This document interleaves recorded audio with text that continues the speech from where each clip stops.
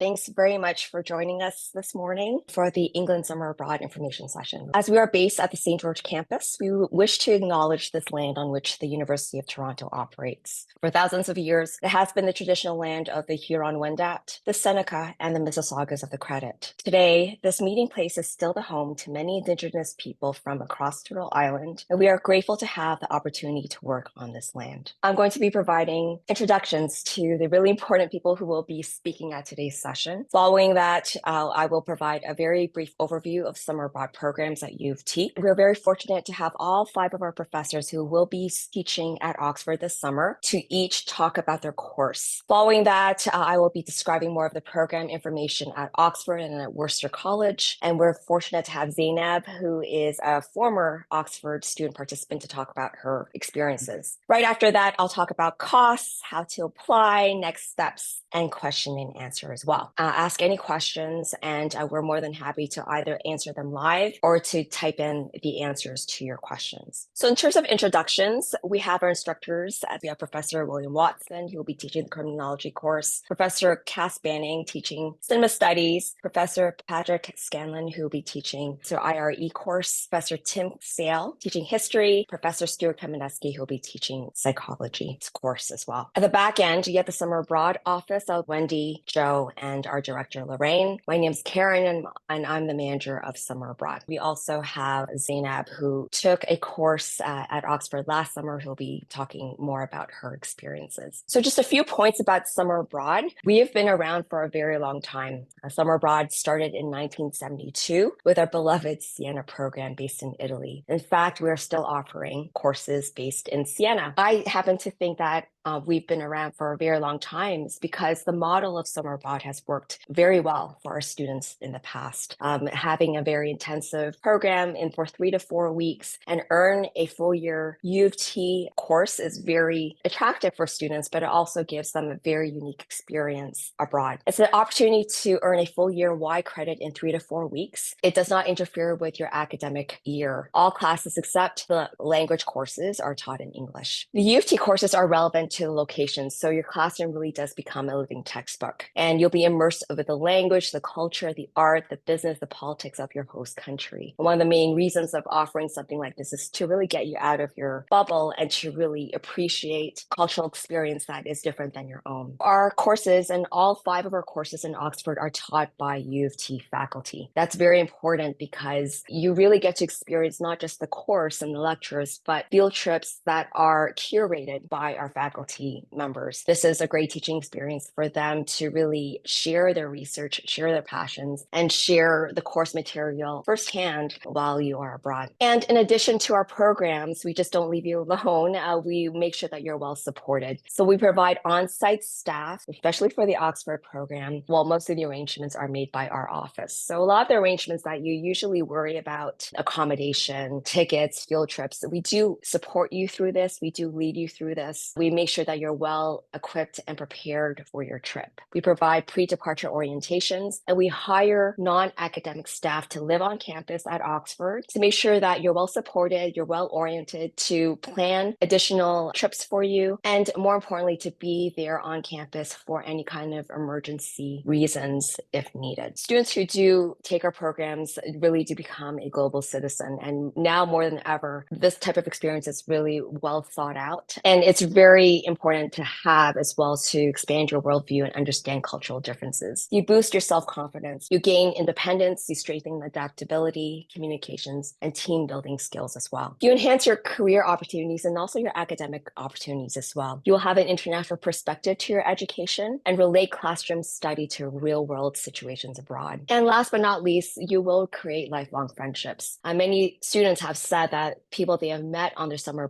programs have become their closest friends. One thing to really highlight, this is very self-explanatory, but But something that we should mention is that the summer abroad programs is primarily an academic program. It's not a vacation. It's not a travel or tourism program. You are gaining a full year course, a full year Y credit in 3 to 4 weeks. And because of that, it is quite intensive. So you're responsible for how you spend your time outside of planned academic activities. Be prepared to live in an environment as experienced by local students. So as a local student of Worcester College, that's the type of experience that we want to have while you are there. Services and facilities are not always equivalent to what you may be used to in North America. And as with any international travel, you should be prepared to be adaptable to local customs and standards that may be disconcerting initially, but that it ultimately will broaden your understanding and appreciation of the host country and its culture. So just a few points about this summer's program. 2025 will be the 23rd year that we're offering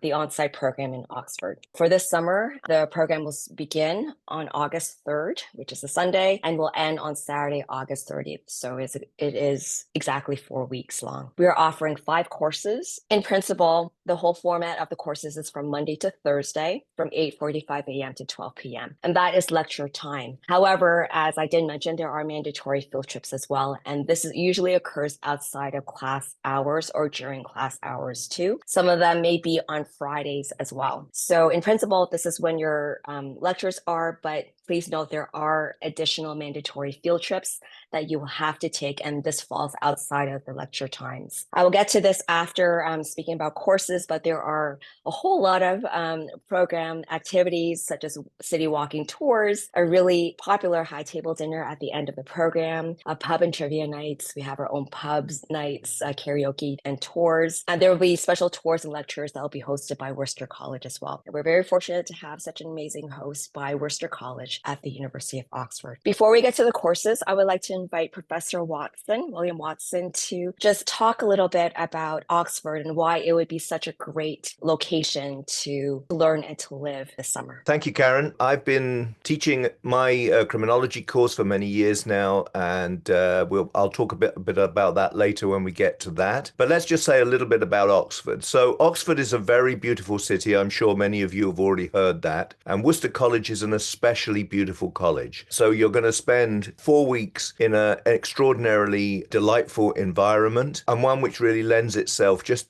to the pleasure of being there, but also to learning, because I think it's very easy in the context of Worcester College, especially, to really devote yourself when you need to study, but you also have lots of opportunities for socializing. Oxford is probably the second or third oldest university in the world in the modern university sense. Paris and Bologna have a claim to being a little older, but we're talking about an institution that has been around for hundreds of years. Part of the college is itself old buildings from relatively early on in that, buildings that are many hundreds of years old, and a lot of the rest of the college is not that much younger. There's also some very beautiful new buildings. Oxford is a city which has got all sorts of facilities that you would expect. Of course, it's very close to London. It's easy to get in and out of London. But there's many parts of Oxford. I think if you're looking at the screen, you can see a shot in the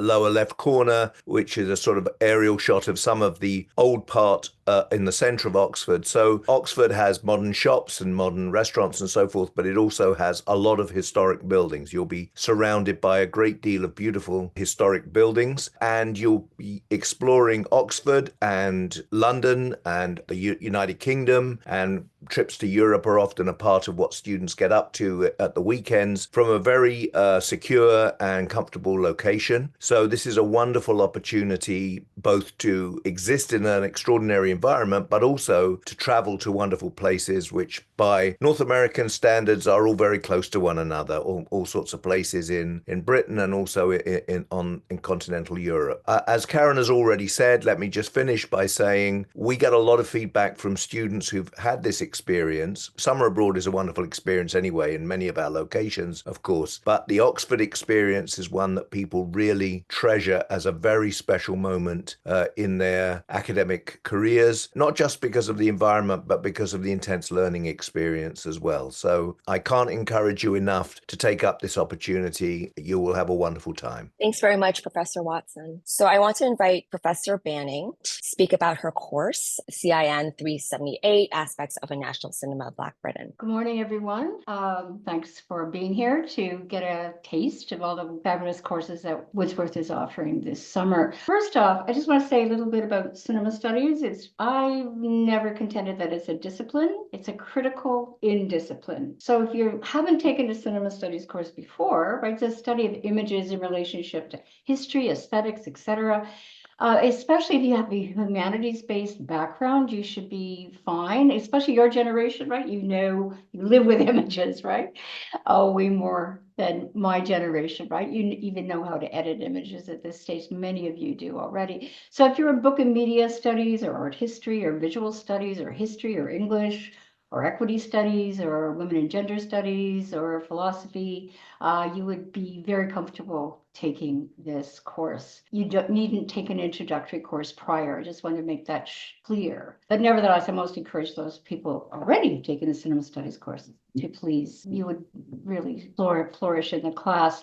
Now, first up, I would just want to say that this course is not a generic course, a course that's just transposed, it's transplanted, shall I say, to England. It's very much site specific. And at the risk of being a bit personal, I've been working this topic, has informed me personally, politically, and my scholarly work, I'm lucky to say, when those things intersect. So it's very much focused. Previous iterations of the course, I've taught a general course on British cinema, then I kind of wheedled it down to questions of difference, and then finally, last year in particular, I could hone it specifically on Black British cinemas and visual culture, my area of expertise. First off, how does Blackness function within the context of Britishness? So, in the context of thinking about nation and post-imperial Britain, right?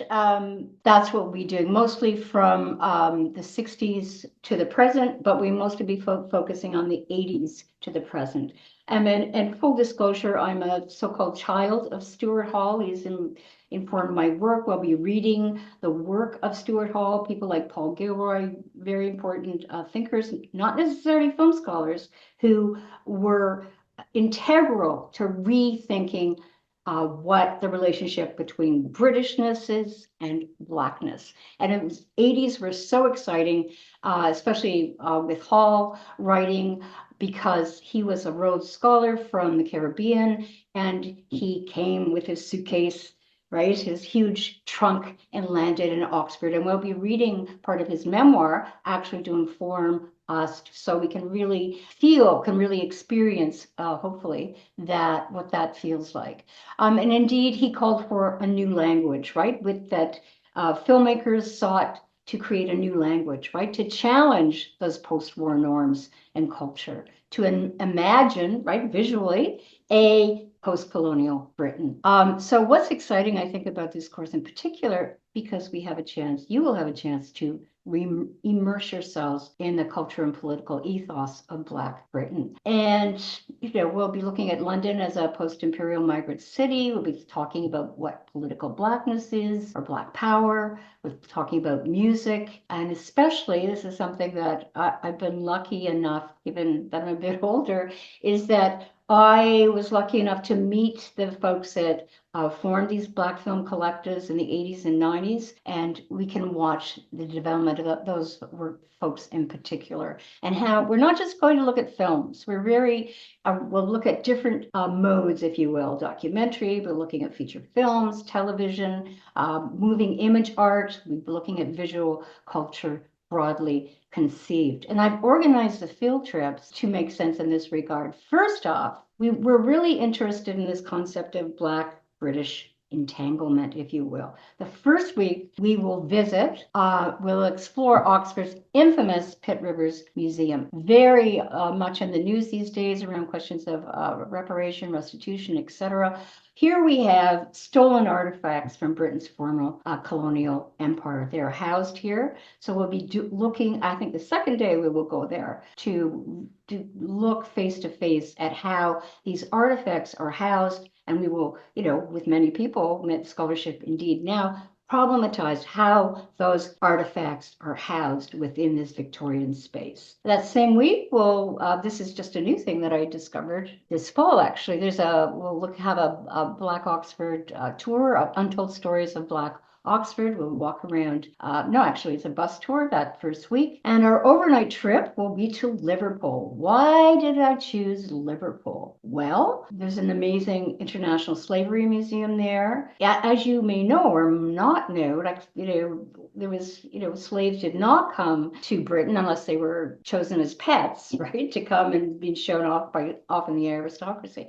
But that's where the International Slavery Museum is housed, as well as the docks, right? The ships that were built to wed out and picked up slaves and took them to North America or the Caribbean, and of course brought back goods to the UK. So Liverpool is a key site. At the same time, it's not just doom and gloom, I assure you, because the literature on this is fascinating. We'll visit the Liverpool Art Biennale. Really exciting. Firsthand, you get to experience what an art biennale is, and several of the artists that have chosen their thematic work really conjoins with our work as well. So we'll spend 2 days there, even though we'll just stay overnight, one night, but nevertheless, we'll come back late Friday night, we'll leave early Thursday morning. So we'll have 2 full days in Liverpool. Every week we'll be going somewhere. The first week we'll go to London for a full day, have a Black History Walk, go to the London Docklands. I'm very familiar with venues that feature Black artists there, specific to Black artists. Also, of course, we can't avoid Tate Britain as well. I have some other things in the works that aren't necessarily cemented yet, but we might be able to visit a studio of Jonah Comforts. Well, that's in negotiation right now. But if not, I'll find another very well-known person for you who will visit the class, or we'll be able to visit their studio.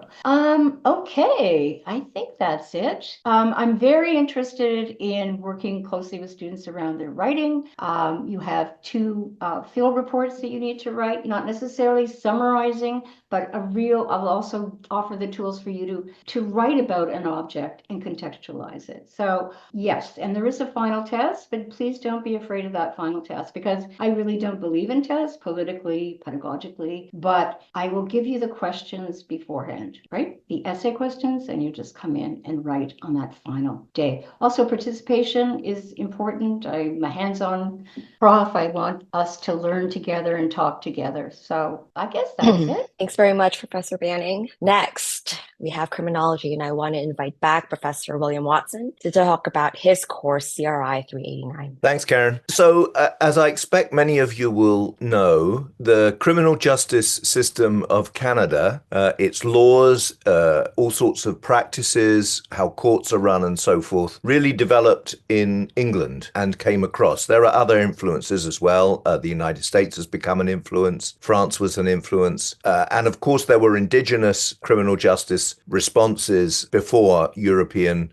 colonialism. But the core of our regular criminal justice system derives really from the United Kingdom. And when we're in Oxford at Worcester College, we're in one of the locations where 1,000 years ago, the ideas of English and British justice practices really began to develop in the university system. So we're in a historic site where these influences really, in some respects, originated. And what we do on the course is we trace the development of criminal justice ideas and responses from those early days as they developed in England, as they spread around various parts of the world, including Canada. And that allows us to understand things that are going on in Canada in a particularly useful way. And we're able to sort of wind up the course by talking about some of the differences between what goes on now in the United Kingdom and what goes on in Canada, some of the similarities, and also some of the ways in which Canadian developments have influenced what goes on in the United Kingdom. Let me say that this course, I think is probably true a lot of summer abroad courses. It's very compressed, and what I'm aiming for is that students develop a deep understanding of some very challenging issues by the end of the course. There's a limit to how much material we can convey. Of course, it's a full credit, and if we were doing this for 2 whole terms, I would be able to bombard you with all sorts of detailed information. But that can't really be the aim here. here, the aim is to get you to start and to understand some very, very deep and challenging issues and questions by the end of the 4 weeks. And when I was asked to design this course many years ago, because I've been teaching it for many years, I was asked to design it so that it would work both for criminology and socio-legal studies students and for other students. And I made an effort to design it so that students from really any discipline can succeed. That doesn't mean it isn't challenging for criminology and socio-legal studies students, but wherever you're starting from, I can guide you through to get that understanding of the issues we address. As with Professor Banning's course, and I suspect all of the other ones, there's a very significant emphasis on writing. Whether you're an excellent essay writer to start with, or you are struggling with your essay writing and worried about it, you are going to be able to improve dramatically in the 4 weeks because we have very close contact with the students about their work. So that's another reason to take one of these courses and to take mine. The experience, I think, is for all of the courses, but I can report really on mine, is quite extraordinary. Students feel that they have dramatically improved in their academic skills. They've done a very, very interesting set of issues. They've done in a location which makes a particular kind of sense. We have field trips to London where we can see things which we would only, if we were doing the course in Toronto, we would be sort of talking about them, but we can see them up close historically. We have guest speakers who can talk about aspects of justice, including local police officers, a Canadian professor who's at Worcester College and has been there for many years. We will have a number of guest speakers. So we will basically be doing the classes mornings Monday to Thursday, except we have some field trips. And we'll also have guest speakers perhaps coming in the afternoon. There'll be lots of opportunities for office hours and to discuss term papers and things like that. Like Professor Banning, I make sure the students have the test questions. We do have a couple of tests, but they have the test questions in advance. In fact, I set them in advance of the course and they're on the course handout. So again, you have the opportunity to come in and write an essay in the test setting rather than to be having a test paper where you've got to work out what you want to answer and any of those things. So I like to feel that we are able on this course to make the most of the opportunities, being in the UK, of being in Oxford and Worcester College, and of having an intense learning experience where students can start, maybe some of you not understanding anything about criminology, but by the end of it, being able to think deeply about challenging questions that criminal justice systems face in the United Kingdom and in Oxford. Thanks so much, Professor Watson. Next up, I want to ask Professor Sayle to speak about his course, HIS 389. I'm Tim Sayle. I'm from the History Department, and I'm really excited to be offering this course at Oxford coming up. I did a summer abroad course at Oxford in 2022, another third-year history class, and my work has taken me all around the world, but this has definitely been my favorite sort of professional experience and professional international experience I've ever had. And part of that has to do with the fact that this is a U of T course, but taught very far away from U of T, which allows us to do many different things. The community building that has been mentioned already is a real factor, both in terms of having fun and making friends, but also how we can learn and teach in the classroom. We're in a smaller group than some of my big lectures here at U of T, and that allows us to have discussions and small group activities and really build a learning community. And the group I went with before, they've stayed friends ever since. Some of them enjoyed being in the UK so much that actually 1/3 of the students I had in 2022 are now at grad school in the UK, whether that Oxford, King's College London, or London School of Economics. So really great things come of this program. The course I'm going to offer is called Britain at War, 1914 to 1945. And obviously this is a big topic. We are covering the First World War, the Second World War, in that period in between that, known to us now as the interwar, even though people didn't necessarily call it that at the time. And there are three big themes that we're thinking about over the course of our course. One of them is may not be surprising to you, in that these are the questions of grand strategy and high policy and the military decisions made during these wars. We do spend lots of time thinking about those issues, but we also think about what the war meant for the people of Britain and the British Empire more broadly. What did it mean to be a soldier or an airman or a sailor? What did it mean to be a civilian in these wars? And what did it even mean to be a child in these wars? There's some really incredible history and historical writing about what it was like to experience this war, not at the levels of high policy, but just as a person trying to make it through. And then the third broad theme has to do with the British Empire, the role of the empire in the war effort, but then the really stunning and remarkable effects of these wars on decolonization movements, on independence movements around the world. So those are the three big themes that I think about in planning this course to make sure that we're understanding the First and Second World War and the British experience from a number of different angles. I want to just take a moment to talk about what we're going to see as a part of the course, because while we'll have this amazing time at the college, being students at the college, we have a number of field trips to go on. The first one is going to be in London. We're going to travel to London to visit the Imperial War Museum. And actually, there's a series of Imperial War Museums in the UK that we're going to visit. But we'll start with the London one. It gives us a good background on history. If you're not a history student, the course is prepared for you. And I'm ready for you. And the sites we're going to visit will give you the background that you need to make sure that you know which war happened when, the order in which they unfolded. And luckily, they're named appropriately too. But we're going to look at these museums and we're going to learn from them, but we're also going to critique them and think about the way that these British museums share the history of the wars. On that first trip, when we're in London, we're also going to go climb aboard the HMS Belfast and experience what it's like to be on a warship. It's a pretty interesting experience, much bigger than the Haida. If you've been to the Haida in Canada, this is a different experience. Later in the course, we're going to visit Bletchley Park, which is the home of the Second World War ultra code breakers and the women of the Women's Royal Naval Service who played such an important role in breaking Nazi and Japanese codes. And it's pretty amazing to walk around the huts and this grand manor where the code breaking happened. And there's a really spectacular museum there now. We're going to visit another war museum, which is actually an airfield. And so there's a museum here. We'll look at aircraft from the First and Second World War and beyond. But this place, Duxford, was also an air defense station during the Second World War, and they have this really, it's small, but a really remarkable setup, and you watch what it was like to see fighters scramble in the Second World War. It's a really neat experience. We're going to have an overnight trip. I guess we're first going to Manchester and then Liverpool, but we're going to visit the Western Approaches Museum in Liverpool and see one of these major plotting boards for the naval war in the Second World War before visiting the Imperial War Museum in Manchester, which is this like spectacular architectural building and has a much different collection than the Imperial War Museum in London. And again, it's a chance to actually see, and in some cases you can actually touch the history of the wars, but also to think about what that means and how it's presented to us. Finally, we're going to go back to London and we're going to go underground into the Churchill war rooms and see these rooms through which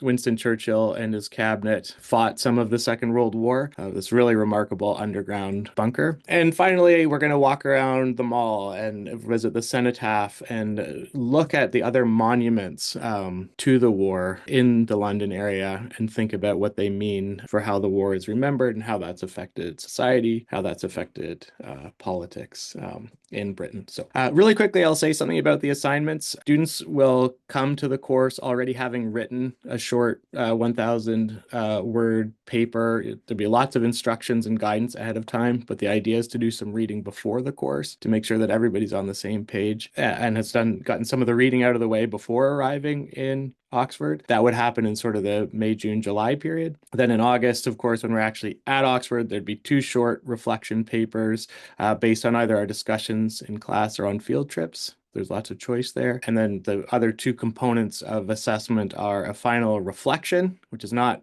really an exam, but it's a chance for you to think about and write about some of the bigger themes in the course. And then participation, of course, makes up part of your grade. So, okay, I think that's all for me. Thanks very much, Professor Sayle. So next up, I'm going to be asking Professor Scanlan to talk about his course, IRE 332Y. Yeah, well, thank you very much, and thanks to everybody for coming. So let me tell you a little bit about IRE 332. I should start prefacing it by trying to explain exactly what industrial relations is, right? So I'm a faculty member in the Center for Industrial Relations and Human Resources. Although I'm trained as an historian, before I came to the University of Toronto, I worked for 5 years at the London School of Economics in a more traditional history department. You know, in some ways, I'm approaching this subject from an historical perspective, but also from the broader perspective of industrial relations, which, and I hope, I mean, none of my colleagues are listening, so I can sort of say whatever it is that I want it to be. But industrial relations is the interdisciplinary study of work and the interdisciplinary study of one of the most important relationships, I think, contemporary society, which is the employment relationship, the relationship between an employer and employee, and what that relationship entails. And so my intention in this course is to bring students back to what I take to be one of the points of origin for our modern understanding of work, which is the era of industrialization in the United Kingdom in the wake of the Napoleonic Wars, right? And right after the end of the 18th century, as industrialization in the UK picked up speed. And in fact, as industrialization in the UK picked up speed, the whole idea of the United Kingdom began, right? The United Kingdom as a state only began in 1801 with the amalgamation of Great Britain and Ireland under the Acts of Union. And so in this course, I'm interested in exploring the history of British industrialization and what that means for work in the present, but also in the past. And so this moment, I think, was a period of profound transformations in how people approach working life. For one thing, it was the beginning of a version of work that was organized according to shifts and organized according to hours, right? So in the pre-industrial era, the idea of shift work was incoherent to most people, right? Even if you were a craftsperson, an artisan, you didn't work according to, a 12-hour, in the era of the Industrial Revolution, the 12 or 13 or 14-hour shift, you worked when you had custom. And so in the Industrial Revolution, right, the timing of how people work changed. The size of workplaces changed, right? From being sort of small workshops, all of a sudden, businesses, especially industrial businesses, could have hundreds and sometimes even thousands of employees. So the scale of employment was transformed. This was also the moment when, at least for most people living in Britain and the British Empire, the wage became something that people absolutely needed in order to survive. So now we think about primary form, one of the main reasons why we seek employment is to earn wages, because we depend on them. But wage dependence really is something that began in the 19th century. Finally, I think this was also an era of really rapid urbanization. So if we think about work as being concentrated in cities, especially industrial work, that's also a product of this moment. And so one of the things as an historian that I'm interested in is how these phenomena developed and also how they were naturalized, right? We've come to see all of these features of work as being natural, but they are artificial. They're created and they're constructed. And I'm interested in bringing students back to these points of origin for these kinds of work in order to think about them. And so the course is divided into 3 parts. One which focuses, and each of which is connected with a field trip of some kind. The first has to do with the emergence of the discipline of political economy, which is sort of the precursor of present-day economics, and the idea of a work ethic, right? What it means to work, why we work.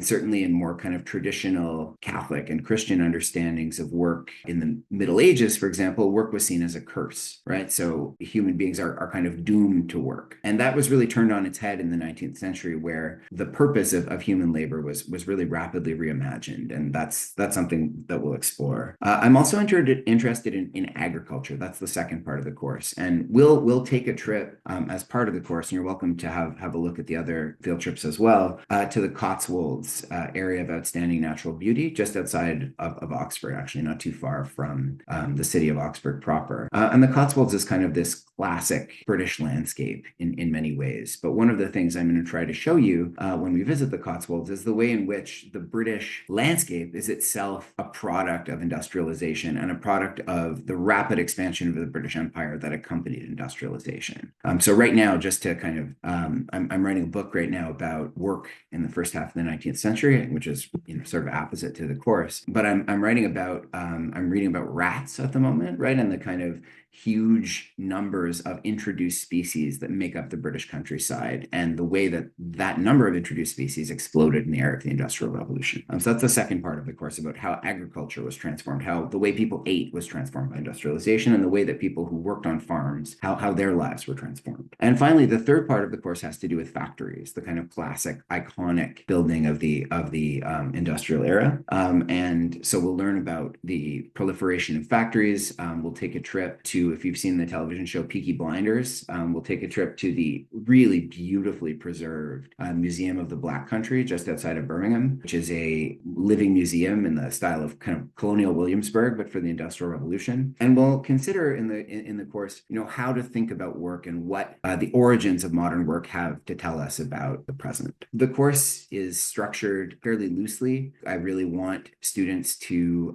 explore especially primary sources, right? As an historian, I'll ask students to read a lot of 19th century sources. I'm experimenting with some new kinds of assignments, which I've never done before in my own courses taught during normal term time. So one of the assignments for the course is a photo essay accompanied by short sort of descriptive captions about a theme in the course. I'll ask students to write a series of short focused pieces analyzing primary sources. And I'll ask students to read a fair bit, right? I really would like this course, because its scope is so broad, to really be kind of reading and discussion intensive. So one of my strong expectations in the course is that students will keep up with the material for the course and come to class sessions ready to discuss it. But, I've spent a lot of time in the UK. I started my career in the UK. My first child was born in the UK. I'm excited. He's actually coming with me, not to teach the course, but just to spend the summer in the UK. I'm really excited to participate in it. Wonderful. Thanks so much, Professor Scanlan. Last, but certainly not least, we have Professor Stuart Kamenetsky, who will be speaking about his psychology course, PSY 306Y. Thank you very much, Karen, and thank you everybody for attending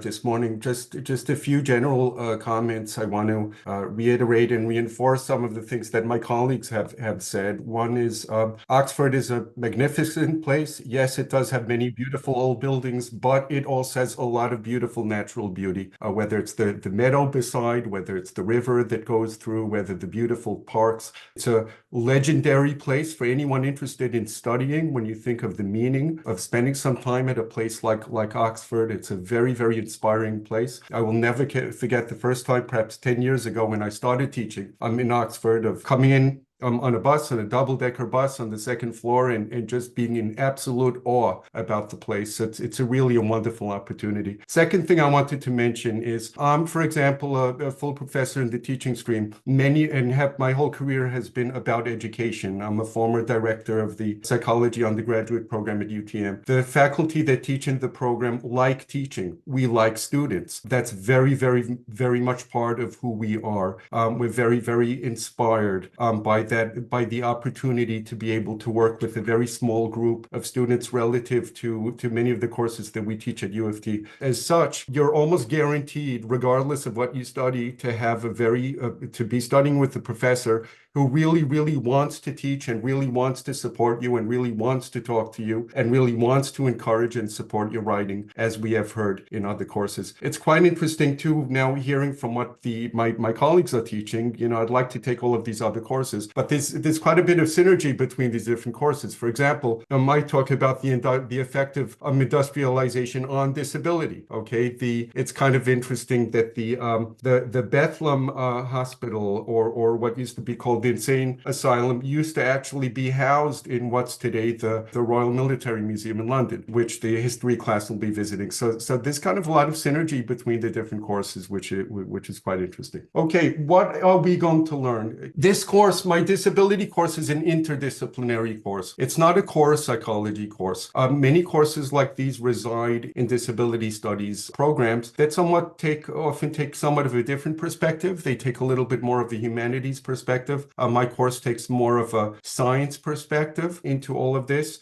For the most part, it attracts psychology students, usually psychology students who want to go to graduate school in psychology and related areas in human services. So it might be students who want to get into teaching and special education or social work, occupational therapy, physiotherapy, speech and language pathology. But we typically have a broad range of students, a strong class. At the same time, they're not always psychology students. And if you're not a psychology student, but you do have a key interest in disability, please make sure to indicate that in your write-up in your application. For example, one year we had a women and gender studies student, and we ended up publishing a paper together. She had such a phenomenal background in disability and disability studies that she was extremely suitable for this course, and we ended up working together quite a bit. But yes, this particular course does require second-year prerequisites in psychology and in other areas, or possibly other areas in the social sciences. So you should really be a strong student who is geared towards third year if you want to take this course. What we're going to try to do in this course is we're going to try to answer the one question that seems pretty simple, though it's really not, of course, which is disability an inevitable consequence of impairment? And we're going to look at it from two perspectives. We're going to look at it from the medical model and from the social model of disability. Medical model of disability answers this question by saying, yes, it is. Disability is medical, it's objective, it resides within the person. And in order to reduce the disability experience for that person, we need to cure that person. The problem with that model is that not all impairments are cured. Brain injury does not have a cure, and so on. Although in other ways, it does explain the disability experience. The social model does just the opposite. According to the social model, disability is located externally to the person. So that, for example, if class is scheduled on the second floor of a building and there is no ramp and there's no elevator and you're a wheelchair user and you can't get there, the only reason you can't get to class based on the social model is because there's no elevator, and society needs to change in order for you to be able to come to class. That's a great explanation too, but again, it doesn't cover everything. If you're deaf and you want to be a violinist with the Toronto Symphony Orchestra, there's really nothing that the TSO will be able to do in order to enable that for you to happen. So we take a very, very honest look throughout the course at both models, and we compare and contrast their applicability to explain the disability experience. And what we find along the way is that many factors like history, culture, and nationality do play a very, very important role. And therefore, something like time, industrialization, and so on have affected the disability experience. In order to do this, we'll be visiting quite a few different places. So we'll be taking an accessibility tour of the University of Oxford. As we heard from Professor Watson, many of the buildings there are hundreds of years old. They've never been built with the mind for accessibility, but nevertheless, modern laws in the UK, like in Canada, demand and require accessibility for all and inclusion for all. So we'll be doing a walking tour, and we'll come up with some answers as to what a university like Oxford is doing in order to strike the correct balance between accessibility and preservation of historical buildings. We will be visiting the Bethlehem Museum of the Mind. So for those of you who've taken Psych 100, you've learned about the so-called or infamous Bethlehem Insane Asylum, which is one of the first hospitals, or I should call them residences or jails, or what you ever be discussing all of that, for individuals who have mental illness. And again, it had several locations, including the Imperial War Museum in London. The current location is housed in the southern part of London. And we're going to be somewhat critical, as we heard from the other presentation, about the way that mental health is dealt with and is discussed in the UK. So that's a very interesting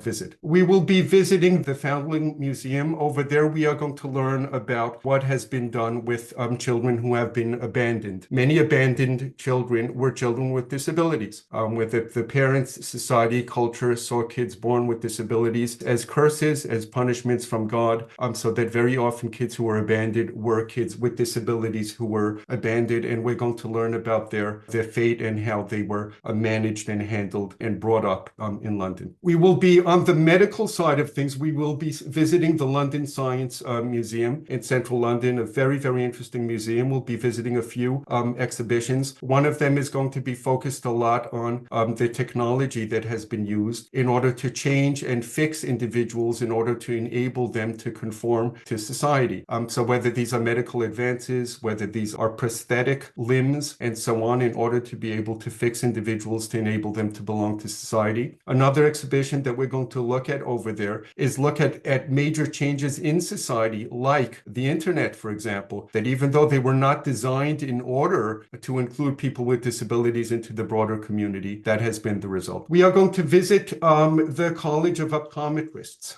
It's a very, very small building right in central London, very close to Trafalgar Square. And there we're going to have a very, very interesting talk and exhibit looking at many paintings from the past 400, 500 years. And we're going to look at eyeglasses as a sort of stigmatized disability image. If you look at us, most of us, as we get older, we have eyeglasses, but many, many people have eyeglasses. And in many senses, that tells the rest of us around us, hey, I have a disability. So we'll be talking a lot about what type of image does that really mean? Is it a positive image? Is it a negative image? And what are the historical factors that have contributed to that determination as to whether eyeglasses are a disability image or rather a fashion statement? We'll be visiting the Freud Museum. Freud lived in London for a short period of time in World War II. Of course, he was from Vienna, from Austria. He was Jewish, and because of Nazi Germany and the Holocaust, he had to escape, and he lived in London for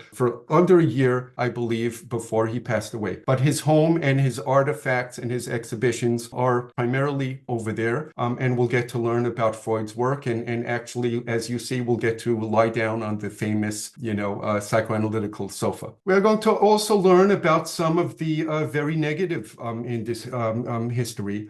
University College London will be a place that we'll visit, and we'll be visiting the Galton collection. For the psych students that have learned something about Sir Francis Galton. In psychology, we tend to learn about his contribution to statistics, a regression to the mean, and so on. But he's also the father of eugenics. And eugenics, of course, had a terrible effect on the lives of people with disabilities who were sterilized and murdered as they were seen as leading lives that have no value to the community, and therefore they have no right to live. So we'll be taking a session on Sir Francis Galton's work, looking at a collection of some of the artifacts from his work. And finally, because we've had a cancellation of one of the places that we usually visit because they're moving, right at the end of the course, in one of the last few days, we are going to actually visit Windsor Castle so that we have a little bit of British royalty and history over there too. But of course, it's a very, very old building, and we're going to do our best to have a strong focus on accessibility within historical buildings in the end of the course, just like we started at the beginning of the course at the University of Oxford. Wonderful. Thanks so much, Professor Kamenetsky. Now, in terms of program activities, if you are admitted and you are part of the Oxford program, we will offer program activities, including a welcome reception, a Worcester College tour, which is hosted by Worcester College, and we also have city walking tours too. As I mentioned, we have on-site staff that will be there to help you during that first few days, especially to help orient yourself within residence, the residence rules, things like that. We also have optional visits to the Bodleian Library, Oxford Castle, Union Debating Chamber, and one of 3 historical towers, Oxford Museums. So these are optional, but this is also tours that are offered by Worcester College. We have a very popular high table dinner. There's a picture there on the right side. This is something that Worcester College does host for our classes during the last week of the program. It's just quite one of the highlights of the program. And new this year, Worcester College will be offering an optional lecture series. So students can select from a series of lectures at Worcester College. If you do attend 4 lectures, you will be offered a letter of attendance directly from Worcester College. There'll be more information about this if you are admitted to the program. And we have additional activities that our on-site staff provide for us, and they're different each year. This could be punting, which is kind of like a gondola, a flat bottom gondola down the Turtle River, which you'll see a lot on campus, high teas, other activities such as hiking, things like that, pub nights. So we do have additional activities to make sure that even though this is a big program, students do have the choice to involve themselves in the culture of Oxford. In terms of life of Oxford, our accommodations and classrooms will be at Worcester College. It's a beautiful college. This is kind of like a bird's eye view of Worcester. And our residences classrooms will be around this vicinity. It is quite walkable, very beautiful. As you can see, lots of green space. Worcester was founded in 1714 as an institution of learning on site since the late 13th century. They have 18th century buildings, medieval colleges, 26 acres of gardens, lakes, large sports ground, and it's very close to train and bus stations. Literally, this is the main gate. Across the street is where there's a bus station. So if you're taking a bus from Heathrow, it literally stops you right there. Very, very convenient. It's also a short walk to the city center as well. In terms of accommodations, if you do decide to stay at Worcester College, you will all be granted a single room with an ensuite washroom. One of the advantages of taking this program too is that you do get your own room. You will have internet access through Wi-Fi, and there's a daily hot breakfast. Because not all meals are included, you should budget about $700 Canadian for other meals, such as your lunch or your dinners and your snacks. There's also shared kitchen facilities. So they're quite different, but in terms of each building, each house, you will have your shared kitchen. So fridge, stove, things like that. So if you do want to buy groceries and prepare them yourself, you're more than welcome to do that as well. There's a porter's lodge at the main gate, and it's staffed 24 hours a day. So you will have a pass to get into the campus. It's just an added security, and it's really nice to have that porter's lodge. Now, this is the UK and Europe. It's not like North America, so there's no air conditioning. But usually summers in the UK, especially during the evenings, are cooler than what you're used to in Toronto. These are really old pictures of typical rooms that you'll see, that you'll find at Worcester College. Twin bed, you'll have shelving as well as a desk. It's quite convenient. You have a sort of British style bathroom available for you. There's a shared washer and dryer, which is card access. And this is one example of one of the shared kitchens that you'll be offered. When I say shared, it's usually shared amongst maybe 4 or 5 rooms. If you want to know more information from past participants, I highly encourage you to watch videos. And lastly, amenities at Worcester College. There's a junior common room that is available. As I mentioned, card operated laundry machines. There's a college pub, but we have dedicated pub nights for our group, tennis courts and basketball, porter's lodge. And our on-site staff also has a U of T office. It's also accessible for all students to drop in during office hours to chat with our on-site staff. So as I mentioned, on-site staff is non-academic. They're there for emergency contacts 24 hours. They're an amazing group that work together to ensure that you are well supported. Your experience is a great one once you're there. Our on-site staff is also involved with the preparations, assisting our profs with their classrooms, as well as any kind of accommodations that may be needed for field trips and lectures. They are also our liaison with Worcester College, the residents, our office, faculty, and students. So they are a really, really pivotal,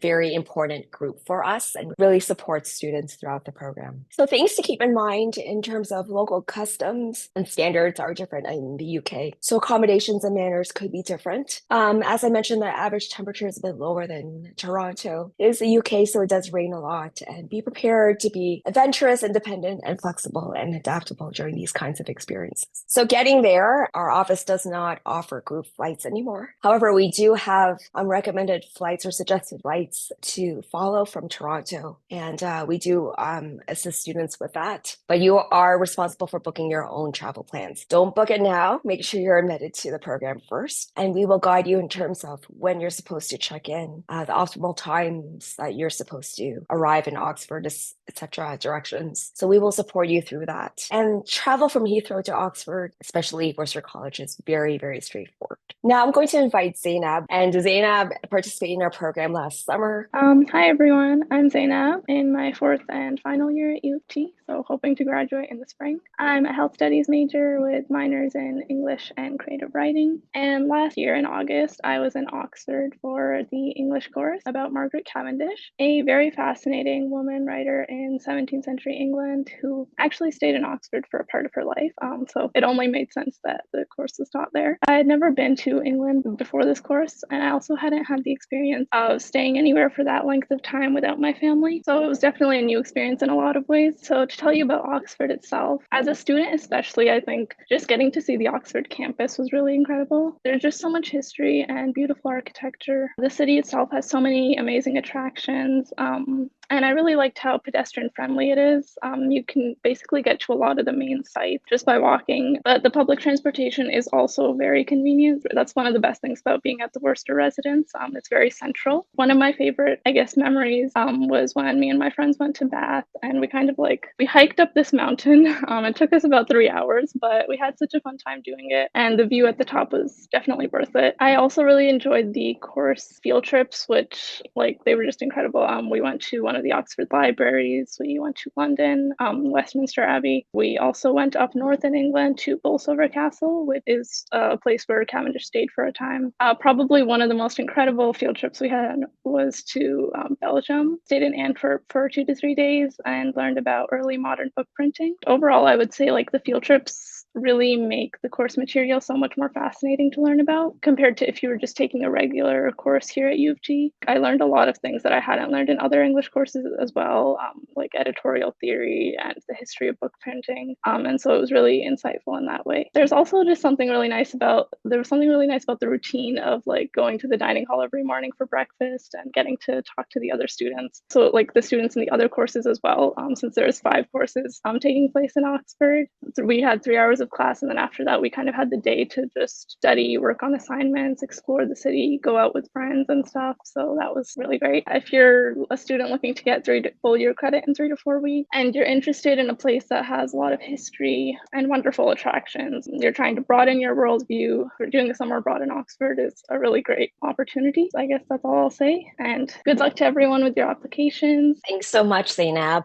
Zainab is also one of our amazing student ambassadors. She has a few articles on our website. So in terms of eligibility, you just have to be in good academic standing to be eligible to apply. Basically, you cannot be under probation at the moment. If you have completed 1 or more courses, your CGPA must be at least 1.75 in time of application. First-year students with no final grades can apply to certain courses as well, such as criminology, which has no prereqs. U of T students in a professional faculty or graduate program, U of T alumni, non-degree students are welcome to apply, but please note that priority is referring to U of T undergraduate students. Occasionally, we do have visiting students that do participate in our programs. So if you have any friends from other North American universities who are interested in taking this program or any of our other summer abroad programs, they're welcome to apply as well.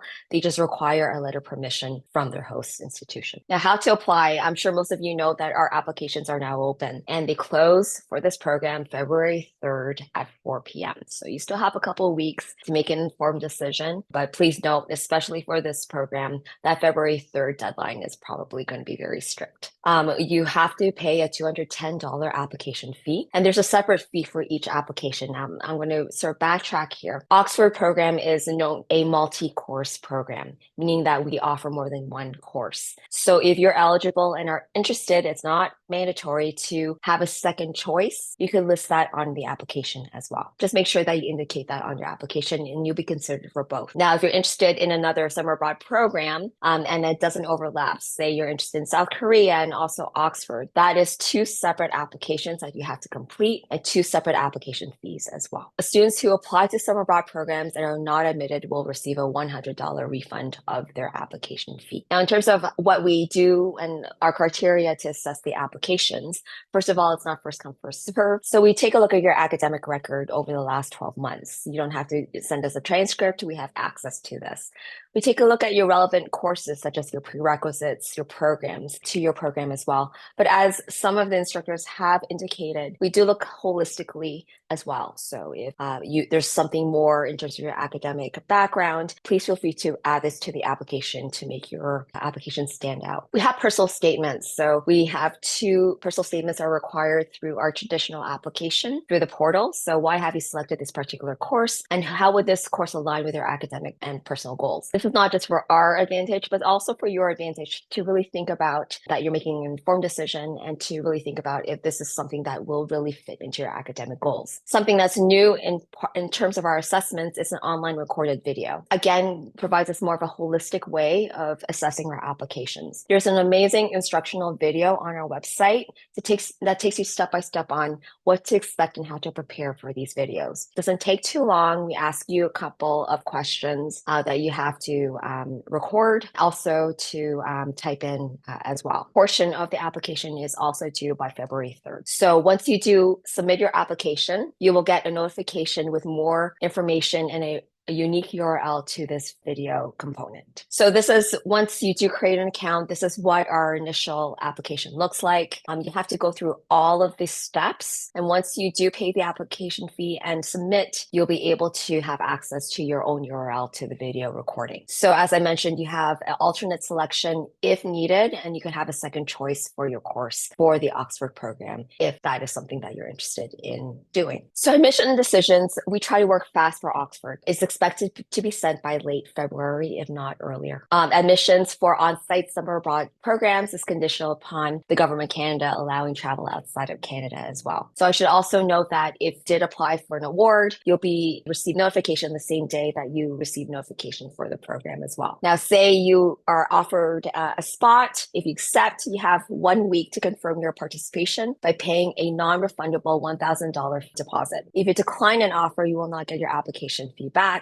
and remaining fees are due on April 2nd. And this is just a ballpark figure of how much you should be budgeting for this program. Fees paid to U of T, this is fees paid directly through the portal or through the summer abroad application or portal. The only thing that is paid in a different area is the U of T incidental fees. Since this is a U of T course, you're required to pay incidental fees, and this is done through Acorn. But the application fee, course fee, field trip fee, depending on what course that you're admitted to, and accommodations will be charged to you through an invoice through the summer abroad portal. Now, additional costs, we want to be transparent and make sure that you are aware of other things to budget for is, of course, airfare. As I mentioned, you're responsible for this. As we researched last December 2024, the average ballpark figure for Toronto to London and back was about $1,400. You should also budget for meals, lunches, and dinners, and your field trip meals. Make sure that you budget for medical travel insurance and miscellaneous expenses too. For domestic students, you're looking at over $13,000, and for international students, it's over $14,000. Let's talk about financial aid for this program. So if you're eligible, you could apply for an award. The Summer Abroad Office works. All the awards that we do administer is done through one application. We're going to ask you a couple of prompts, and if you do fulfill the criteria, you could complete an award application, and you'll be considered for all awards that our office does administer. So by completing an award application, you'll be considered for a Summer Abroad Award. Funding is open to domestic students based on financial need. Award amounts vary based on demonstrated financial need and destination. So this could be between $2,500 to $7,000. Should you be selected for an award, the amount will be applied towards the cost of your program and be indicated on your invoice. Awards range from $2,500 to $7,000 depending on the program, as well as depending on the award and the funds that are available. In terms of criteria, you must be a Canadian citizen, permanent resident, or protected person, or refugee. You must be a current U of T undergraduate student, complete at least 4.0 U of T credits by last December 31st, have a CGPA of at least 2.25. Some awards require a higher academic average. You must have documented financial need. This is very important. So an OSAP statement, bank loans, even your parents' tax assessments. You will need some sort of documentation to prove financial need. And this is uploaded through the award application as well. Now, we have a couple of merit-based awards that is administered through our office. And this is in a separate application after you completed all the steps of submitting your program application. So we have limited merit-based awards. As we receive more applications and funds available, applicants will be assessed on the overall quality of the application. If granted, value awards will cover only a portion of your total costs. So award criteria for this is that you have to be a current U of T student, complete at least 4.0 credits. Of course, we have your CGPA, and your CGPA has to be at least 2.25. However, because this is merit-based, the higher your CGPA, the better. In terms of finances, we do recommend that you start budgeting now. Final payments are due April 9th. Really check with the registrar's office. The thing about U of T, sometimes students really have to make the initiative to find any other opportunities for funding. This could be through the Faculty of Arts and Science, your registrar's office, even departments, or through your campus. We just had a webinar on how to finance your summer abroad experience, and this will be available on our website. Please check that out starting next week. If you're eligible for OSAP, you can also apply for OSAP too, because this is a summer U of T course. But please note you can't defer the costs our application deadlines, payment deadlines are much earlier than when funds are dispersed for OSAP. So please keep that in mind. You cannot defer the payments, but you're more than welcome to apply for OSAP as well. I highly, highly recommend for you to check out the IE Plus Awards through the Center for International Experience. They have been so generous in providing funding for domestic and international students who take our programs. So in terms of visas and insurance, all students are responsible for arranging your own visa if necessary, but our office will be working with you to provide any supporting documents that you may need, like an admission letter, etc. For the UK, Canadian citizens require a passport valid for at least 6 months beyond return date. International students must check with the embassy or consulate for requirements, and Summer Abroad provides supporting documents. We do recommend that you apply to Toronto if possible, so we could help you directly if needed. Review the terms and conditions of travel and health, flight insurance, and we recommend for you to take cancellation insurance as well. But do not book any flights yet until you are admitted to the program, but we just want to make sure that you're aware of what's needed once you are admitted. In terms of equity, diversity, and accessibility resources, our office, the last couple of years, we have really made an effort to provide a lot of resources for student communities, such as the ones that are listed here. So we have resources for our student communities that are interested in taking our programs. If you do want to set up an appointment with our coordinator for EDIA, we're more than happy to. You can also book that online as well. In addition to that, we have site-specific EDI resources, anything to do with accessibility, mobility, dietary, mental health, and well-being, specifically for that site. There's a lot of resources and links there for you to check out as well. Summer Abroad is committed to the equity principles of equity, diversity, inclusion, and accessibility. We support all participants in your study abroad experience, and we aim to ensure that students are able to participate as they see fit in the learning opportunities and activities that are offered through our programs, and to maximize their potential as members of the program community. So Wednesday, who is our EDIA coordinator, as I mentioned, you could set up an appointment to speak with her. I highly encourage you to do that this month before you do submit your application, to just ensure and talk about the program and that it suits all of your accommodations and needs as well. In terms of accessibility abroad, students who require accommodations like extra time to complete assignments, adaptive technology, barrier-free environment, sign language interpreters, etc., you should register with your campus's accessibility services office so that an accommodation plan can be placed for the course. Letter of accommodation must be uploaded to the application within 7 days after being admitted to the Summer Abroad program. That the range of accommodations may differ from country to country. We cannot guarantee that sites will be available to offer all accommodations that you're used to at U of T, but we will definitely try our best. Students are strongly encouraged to contact our office as early as possible to discuss which sites might suit their needs so that we may provide the best possible student experience for you. As I mentioned, the deadline to apply for this program is February 3rd at 4 p.m. Once you do apply, your job is done, and your next thing to do is to just keep an eye for your email for admission notifications. As I mentioned, the same day you'll receive admission notification for the program as well as for the award. You pay your remaining fees in April, and you attend pre-departure orientations. So we provide you with lots of resources. You get to meet your prof as well as your fellow classmates, and we really prepare you for your trip. And of course, in August, that's when you do go to Oxford and participate in the program. Please follow us at U of T Abroad on Instagram, notifications of upcoming events and deadlines, but more importantly, to really scroll back and see our social media correspondents' experiences through last summer, live vicariously through their experiences. This is a really great way for you to see how students have experienced a lot of our programs last summer. So please follow us at U of T Abroad. And in terms of getting in touch with us, attend our program information sessions, subscribe to the summary, which is our monthly e-newsletter, book a virtual appointment through our website with a Summer Abroad advisor. We have an advisor that's dedicated to the Oxford program. Join Discord. This is amazing. Our student ambassadors have regular drop-in hours. Please drop in and chat with them. They represent a lot of programs, including Oxford. And lastly, please email us or call us if you have any questions in regards to your application or programs. So that's it for the formal part of our presentation. Thank you so much for joining our info session. Hopefully we'll get to see you in Oxford in a few months. Thanks very much and have a great weekend.